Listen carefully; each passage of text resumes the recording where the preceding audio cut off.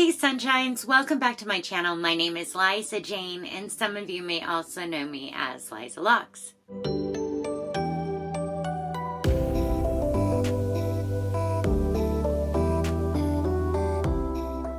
As you well know, I have my long locks back and I thought, wouldn't it be great if you decorated them alongside me? So many times people ask me about my decorations and if I really change them every time I shower. Yes, I do. I really do. At least my beads. I have to save the beads. And how I decide where to put them. There's not much choice in where I put them. Really, it's wherever it fits. So anyway, I thought we would do this together. I am in my daughter's little rainbow lovely room full of Barbies, books, and unicorns, and then some. This is where the sunlight was so beautiful this morning, and so I thought we would meet here together and put on some decorations. While I'm decorating my hair, I did ask you guys on my Instagram, if you don't follow me, it is Liza_locks. I was asking on my story if you guys had any questions for me while I decorate, because it could be really boring just to watch me decorate. Maybe not, but probably. So I thought I'd answer some of your questions while I do this. I'm gonna try to show you some of my favorites too. Let's get started. I know that this fits on big locks. It is a big giant bead, and so we are gonna go, and I kind of know where my big locks are and where I can strategically put those. Let's see, I got that there. I'm gonna put in some wraps. These are by Earthly Odds, and I'm gonna put some of those in. Now the big trick on this, I used to put them up my lock and then wrap it around. It was so complicated. It does not have to be that hard, you guys. I want to show you an easy little trick. You just take it like this and put it through the loop. And then you can make it, you know, as snug as your lock needs it to be, and you're not going over that whole lock and making it hard on yourself. I really love that long one. And then that sweet girl, Elmfae, made me some shorter ones, and I want her to know that I am still gonna wear these shorter ones. Doesn't matter that my locks are longer. I don't care. I love them and I will be wearing them. Okay, so let's get to some questions. I have my little iPad in front of me with your questions on it. I didn't even really, I mean, I'm gonna be honest with you, I didn't really get a chance to read them before I snapped a picture to film, and so I'm just kind of like looking at them for the first time now. The first one I'm going to answer is, can you swim in a chlorinated pool when you have dreadlocks? And absolutely you can. Now, synthetics, I wouldn't. Just to be honest with you, I would try to avoid it. I don't know the most about synthetics, so maybe ask whoever you bought them from. Ask them what their thoughts are. So I'm not an expert on synthetics and I don't claim to be, but I would think it would not be great. Human hair, absolutely. I do recommend though that you get your hair wet, all the way wet with normal water, like under the shower or with a hose, before you get in the chlorinated water. So it has soaked up all the normal water, and then when you get in the chlorinated, it's not so, you know, on you, so that it has that first. And so that's what I always recommend. That's what I do with mine, and I do wash them right after. I don't want the chlorine sticking around in my hair. It's a pain in the butt, but it's a choice that, hey, I'm gonna go swimming, or even if it's a pond. Yeah, we swim in ponds a lot in Indiana. What else? They like to call them lakes. Sometimes they're just ponds. So yeah, always get it wet first. That's my advice on that. Now, what I like to do when I'm putting in my things is I kind of try to go back and forth. If I have a lot of wood ones, I try to strategically place them. Strategically, kind of non-strategically, where I'm going back and forth. Same with silver, so that it's kind of even in my head that, like, okay, I have a wood one over there, now I need to do a wood one on the other side. I have a metal one here, I have to do a metal one on the other side. I try to do that. Don't be afraid to double up, like on a lock. I love seeing if you have one wood one, to maybe then you can make it, you know, just a little bit jazzier with a little metal piece, or vice versa. You know, you can just add on and add to the cuteness, to the madness. I'm going to also, I tried to kind of stick with a theme of earthy slash beachy slash silver. Anyway, I think it'll be cute. I kind of always do that. It's kind of light blues, neutrals, woods kind of feel. I like that. This is a piece of silk that I bought, and I love it for just adding to a ribbon. And yes, so to answer your question, yes, I would take this out every time I wash. I do wash once a week, and so all I'm doing is going back and forth. Do you see that? It's so easy. And this is what I do with embroidery thread, ribbon, my faux leather I can do it with.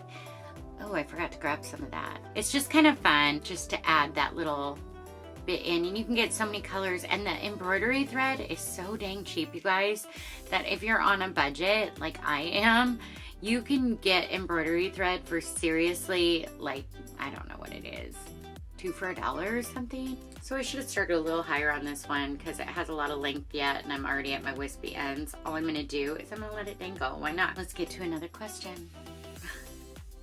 Where do I purchase human hair from? Purchase from my local beauty supply store. You can purchase online. You want to make sure though, if you're wanting human hair, that it is 100% human hair, and be careful of websites that claim that and you don't know for certain that it is. Like if it's really cheap, be suspicious, because human hair is kind of spendy. I do link it in my extension videos, and I will link it below also. Oh my gosh, I just have to show you these two from Bob Glass. So cute. And when I get a new favorite, I always have a new favorite. But if I get a new favorite, I always try to like put it towards the front so that I get to see it, you know, when I look in the mirror and stuff. So, and I do have the layers of the shorter ones up front. See, you want to make sure that it goes up, but it's not going to come down.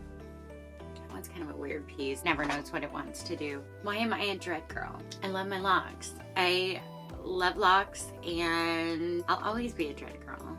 Maybe I always was a dread girl and I just didn't know it. Can dreads make you bald in some areas? I ask because someone I knew had dreads and blames them.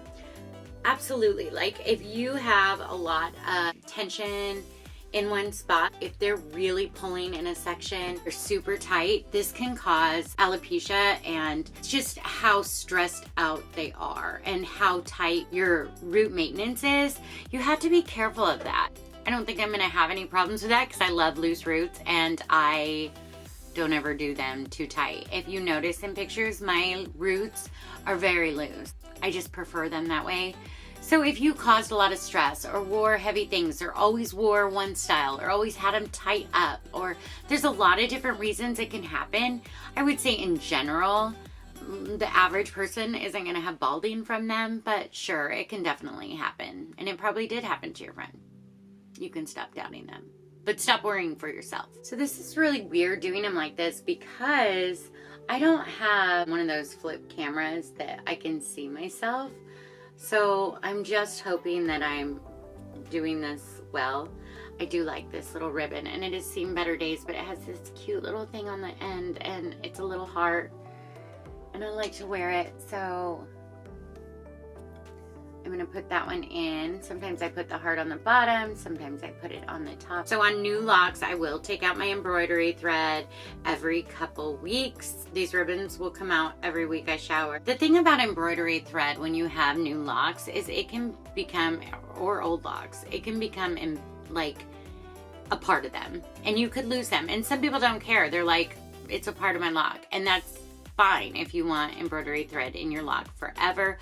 I do not. I like change the colors. I like to change a lot of things, and your locks have to have movement. They have to be able to move. So I do change everything so that there's constantly movement going on in my locks. That's the best way to start dreads on your own, like sectioning, doing a few a day. So I do talk about this in Before You Get Dreadlocks.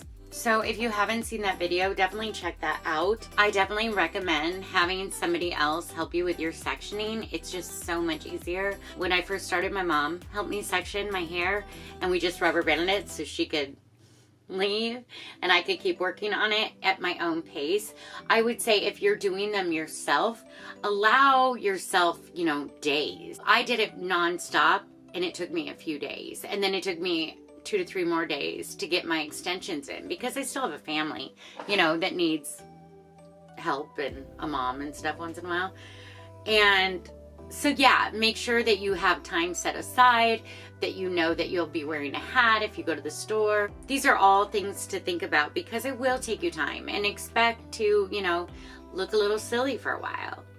That happens. Somebody says dealing with a really oily scalp, and you know, there's not much you can do about that when your body produces the oils. And I did work on somebody once that had a very oily scalp, and it makes it difficult to dread up, especially for the first time, and to keep it dreaded.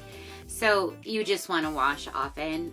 There's not much you can do about it. It's your body's chemistry, and it's hard to change that. But yeah, you would have to maybe wash more often than somebody else that doesn't have an oily scalp. I get this question a lot. Do I do locks for other people? And okay, so here's the unfortunate thing. I do not. At this time, I do have chronic pain that I live with, and it just makes it really hard. I do my stepson's hair and my own. And even with his, I'm like, we have to do it really quick. And we do an hour session because that's about as much as my body can handle. My back, my arms, my shoulders, it's really bad. And it, you know, takes a toll on me for the next few days after. I've been experiencing cramping in my hands when I do other people's locks and extensions. They will get stuck like this. So at this time, I can't. I hope one day in the future I can do it. But yeah, it's just caused too much pain. And so yeah, at the time I just do extensions. My hair is so thin when I start my locks. I added extensions and it looks weird. Help. Okay, so my hair super thin too. I have very thin hair, and I know what you're talking about. When I first started, oh my gosh, my little locks were so stinking tiny. And it was hard to do the extensions. Now, I will put a link above for the way that I recommend, because I think it's easier to do them this way if you're doing them on yourself. That is making your own extensions. So if your locks are really tiny, it might be better not to buy from somebody else, but to actually make your own and then try to match them up. So you're gonna have to use less hair. You know, your weft is going to be tinier that you start with, and they'll grow together. The extension will shrink up and they will match. But for now, until they thicken up, you are going to want tiny extensions. And it's harder to work with and it's harder to make, but you can totally do it and they will look fine. You also want to make sure that you have inch by inch sections. So always remember that your lock can turn out to be as big as that section. That's kind of the rule of thumb. So it may be thin now, but they will thicken up in time as they mature. Oh my gosh. You're my inspiration. Who is yours? I love that. Thank you, first of all, so much. It's gonna sound super cheesy and I don't care, judge away, but I have filled my feed with so many wonderful dreadlock people that I get so much inspiration from everybody. Like, you know, from people that have 200 followers to people with 200,000. And, you know, it inspires me to see just the different things that people do with their locks and the creative ways they take pictures and show them off, and you know, all the different ways that people take care of them and style them. And I love all that. I love to see what people are doing. I love when I get tagged and get to see how you guys did something and put a twist on something I did. I just love it. Instagram's very inspiring to me. This question says, why do you want to keep your dreads? And because I love them. I can't imagine, you know, everything they've given me and all the opportunities and confidence and insight and people I've met. Like, they're everything to me, and I just can't imagine not having them. I really can't. I think I will definitely be dying with them on my head. It's just a way of life for me. Plus, my own hair was horrible hair, and I love them now. So why would I ever change it? I never liked my hair before. And I love it. I love it now. Love. Will never go back, ever. I am gonna go get some trinkets because I didn't grab any, and I feel like that's something I want you guys to see, is how you can add a little charm to your locks and kind of have that trinket look with you. So I will be back. Okay, so I also have a whole bunch of these little silver guys, and I'm gonna just kind of add those sporadically in. It kind of pulls everything together. If you have embroidery thread, hemp cord, or whatever, you can just put it on the end and have a little charm, and then you can tie that up somewhere on a lock. Where did my little charm go? Oh, I get this a lot, and it's kind of a backhanded compliment, I guess. I don't know. I just always feel weird when people say it, but it's like, I wish I had so much time to work on my dreadlocks. First of all, this is my job, to work on dreadlocks. Second of all, it's my favorite form of self-care. It really doesn't take that long. It takes me like a half hour, 20 minutes to a half hour on the usual if I'm going full out. And if you don't have time once a week for 20 minutes for yourself, we have it. This is not gonna work on this thread. We have issues. You have issues. I want to come to your house and shake you. You need to make sure that you have at least 20 minutes a week for self-care. If you do not, you need to change some things in your life. Everybody should have some time to take care of themselves. I wish I had time. If you've said that to me, maybe you have. Maybe you're watching this and you've said that to me. I'm not mad at you. I don't even remember who said it. But I just want to say that we all choose how we spend our time and how we like to take care of ourselves. And to me, this is just my favorite thing. I mean, it's my favorite thing. I am lucky that my job is what I adore and I'm obsessed with. Can we just say that? It's just fun for me. So yeah, let's move on. Charms are a super fun way to add like the trinkets and to have that feel of, oh my gosh, what's in my locks? What am I gonna find next? I love that. You guys know I love that. How do you care wash hair that's got partial locks? So partials are tricky. The biggest thing about partials is you need to keep them separated. So every day I'd be running my fingers through those partials to make sure that your normal hair, your brushable hair, isn't trying to be eaten alive by those dreadlocks, because they will try to pull those in. I think of them like those fly traps, Venus fly traps. That's kind of how they are. They're like grabbing for it. So you do want to be, oh, I already had one up here. All good. You do want to be careful and make sure you're always separating so that you don't have that issue. When you're doing like your maintenance and stuff on them, make sure to pull up all your brushable hair so that that's not interfering and getting you confused and stuff like that. And then say you want to wash on a non-dread wash day, I would definitely wash with my hair down so that you're just washing this top part and your dreads can kind of stay out of it. And I would just pull them back in their own band, you know, so you can mostly keep them separate, and so there's not an issue with that, so you can still wash your normal hair, because it's going to become a lot more oily. I will say though that I would try to train my hair so I didn't have to wash it as often. If I had partials, you know, I would hope to trim my hair so that I'd only have to wash my hair maybe twice a week, and then I would wash the whole thing. I think it's important to use a shampoo that would be good for dreadlocks and for normal hair. And I am just about done. My final touch, of course, is a fly birdie made by yours truly. And you definitely want to take these out before you go to bed. Don't sleep with a fly birdie in there for decorative purposes only. I hope you guys enjoyed this video. It was kind of just a nice way to sit down and chat and answer some of your questions. Yeah, it was fun to decorate my hair and drink our coffee together. If you liked this video, please give it a thumbs up if you loved it. Please subscribe to my channel. I do upload every Monday and Thursday. Also, come say hi to me on Instagram, Liza_locks, and I will see you guys real soon. Hey you guys, I just wanted to jump on here and show you a couple Bohemian braids I'm adding to my locks just for some extra dimension and fun. You can do this if you have some wispy ends. I have two over here and I just want to finish it with one over here. So what I'm going to do is I'm just going to split this in 3 sections. It's just a normal braid that you're going to do. And we're just going to go all the way down. The thicker your end is, the thicker your braid will be. I try not to do them too tight because I don't want them, you know, super tiny little braid, but just a little bit loose, and they will loosen up as you wear them in time. They just do. So going all the way down on that braid. And then when you get as far as you want, I'm gonna stop right there. What I'm gonna do is back comb it right at the bottom. Just gonna back comb.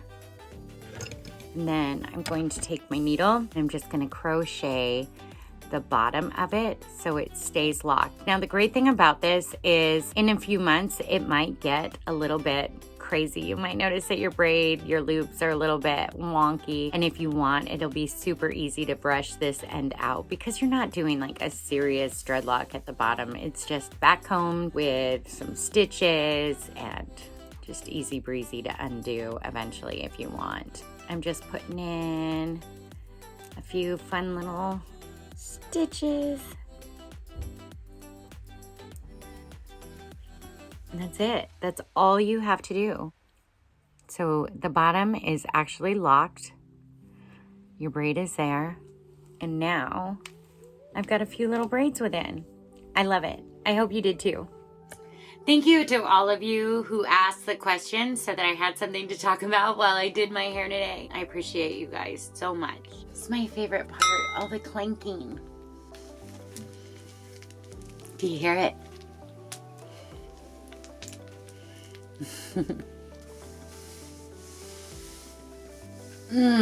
Too old to sit that long.